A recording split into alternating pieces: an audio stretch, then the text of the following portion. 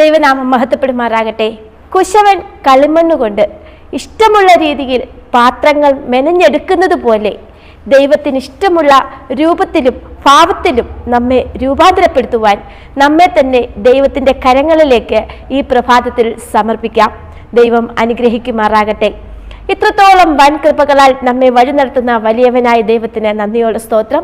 ഇന്നേ ദിവസം നമ്മുടെ പ്രഭാത ചിന്തയ്ക്കായി തിരഞ്ഞെടുത്തിരിക്കുന്ന വിഷയം സിംഹം, കാളക്കുട്ടി, മനുഷ്യൻ, കഴുകൻ എന്നീ 4 വ്യത്യസ്ത ജീവികളെ കുറിച്ചാണ്. ഈ 4 ജീവികൾ ദൈവവചനവുമായി എപ്രകാരം ബന്ധപ്പെട്ടിരിക്കുന്നു എന്നുമാണ്. ആദ്യമായി ഈ ജീവികളെ കുറിച്ച് ബൈബിളിൽ പറഞ്ഞിരിക്കുന്ന വാക്യം നമുക്ക് വായിക്കാം.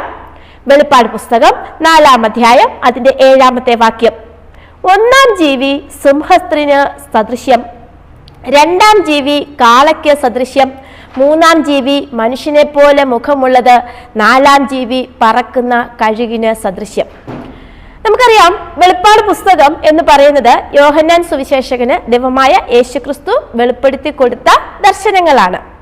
അപ്പോൾ പ്രത്യേകിച്ചും വെളിപ്പാട് പുസ്തകം 4-ാം അധ്യായം എന്ന് പറയുന്നത് യോഹന്നാൻ സുവിശേഷകൻ ഉണ്ടായതായ സ്വർഗത്തിന്റെ ദർശനമാണ്. ആ ദർശനത്തിൽ സ്വർഗത്തിൽ ഒരു സിംഹാസനം യോഹന്നാൻ കാണുന്നുണ്ട്. ആ സിംഹാസനത്തിന് ചുറ്റിനും 4 ജീവികളെ കാണുന്നുണ്ട്. ആ ജീവികളാണ് നാം തലക്കെട്ടായിട്ട് പറഞ്ഞതായ സിംഹം, കാള, മനുഷ്യൻ, കഴുക് എന്നിവ. എന്നാൽ ഈ ജീവികളെ കുറിച്ച് പഴയ നിയമ പുസ്തകത്തിലും സൂചിപ്പിച്ചിട്ടുണ്ട്. സംഖ്യാപുസ്തകം 1-ാം അധ്യായത്തില് മോശെ ദൈവത്തിന്റെ നിർദ്ദേശപ്രകാരം ഇസ്രായേൽ മക്കളുടെ ജനസംഖ്യാ കണക്കെടുപ്പ് നടത്തുന്നുണ്ട്. 2-ാം അധ്യായത്തില് ഓരോ ഗോത്രക്കാരെയും സമാഗമന കൂടാരത്തിന് ചുറ്റിനും 4 ദിക്കുകളിലുമായി ഓരോ കൊടിക്കീഴിൽ പാളയമിറങ്ങുവാൻ ദൈവം കൽപ്പിക്കുന്നു. 4 ദിക്കുകളിലും അവർ തങ്ങളുടെ ഗോത്രങ്ങളുടെ അടയാളമായ ചിത്രമുള്ള കൊടി പറത്തുന്നുണ്ട്. ഈ കൊടികളിലെ അടയാളമാണ് ഈ 4 ജീവികളും.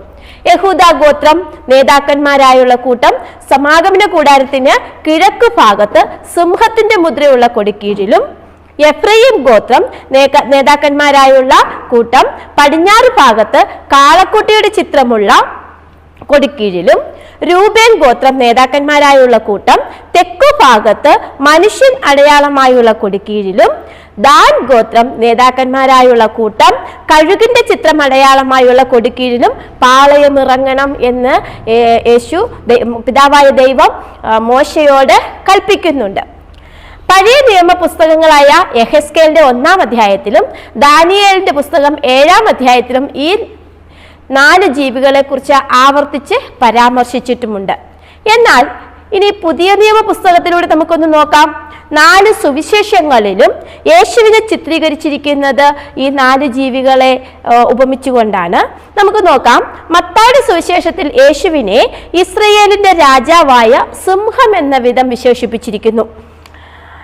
യേശുവിന്റെ ദർശനത്തെയും ഔന്നത്യത്തെയും കഴുകിൻ്റേതുപോലെ എന്നാണ് മർക്കോസ് സുവിശേഷകൻ പറഞ്ഞിരിക്കുന്നത്.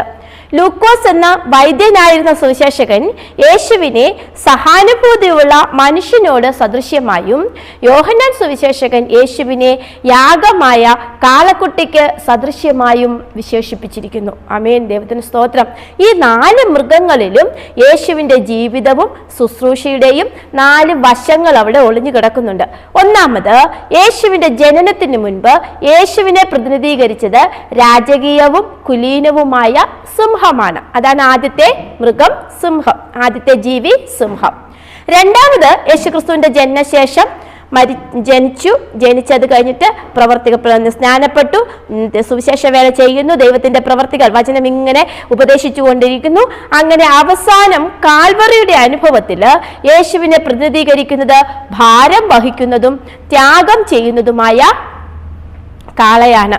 മൂന്നാമതായി, ദൈവമുമ്പാകെ നമുക്ക് വേണ്ടി പക്ഷപാതം ചെയ്യുന്ന വിശ്വസ്ത പുരോഹിതനായ യേശുവിനെ നമ്മുടെ സഹോദരനും ബന്ധുവുമായി മനുഷ്യൻ പ്രതിനിധാനം ചെയ്യുന്നു.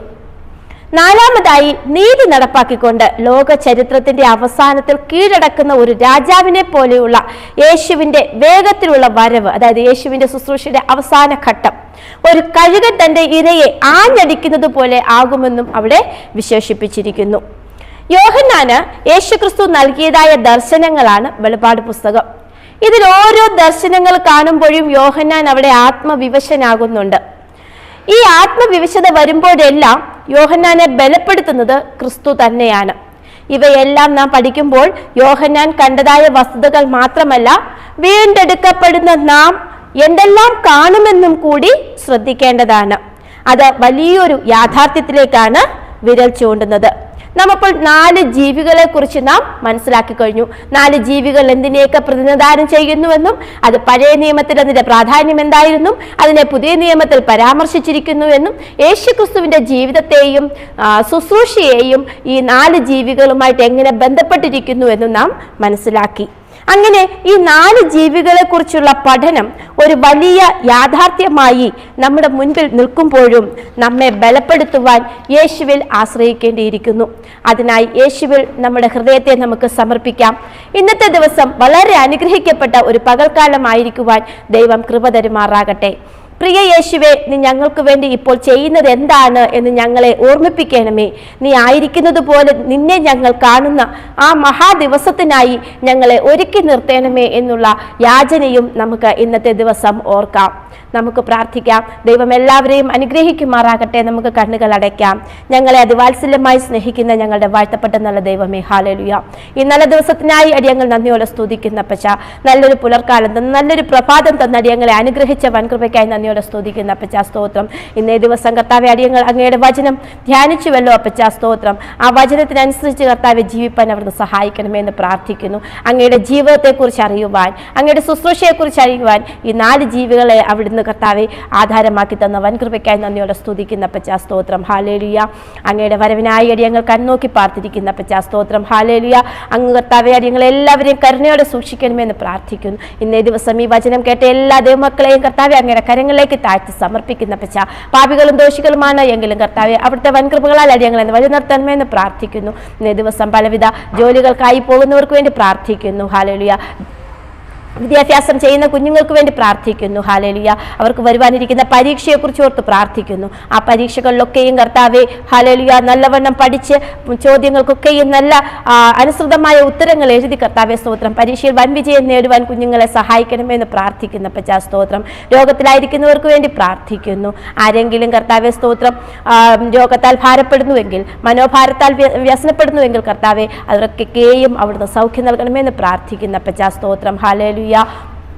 സ്തുതിക്കുന്ന നാഥാവാൻ കൃപകളാൽ എല്ലാവരെയും കാത്തരുളുമാറാകണമെന്ന് പ്രാർത്ഥിക്കുന്നു. ഇന്ന് പ്രത്യേകിച്ച് ആരെങ്കിലും പിറന്നാൾ ആഘോഷിക്കുന്നുവെങ്കിൽ ആ മകനെയും മകളെയും കരങ്ങളിലേക്ക് താഴ്ത്തി സമർപ്പിക്കുന്നു. അവിടുന്ന് കാത്തരുളുമാറാകണമെന്ന് പ്രാർത്ഥിക്കുന്ന അടിയന്റെ കുറ്റങ്ങളും കുറവുകളും ആരുടെയും മേലുള്ള അനുഗ്രഹത്തിന് തടസ്സമാകരുതെന്ന് പ്രാർത്ഥിക്കുന്നു.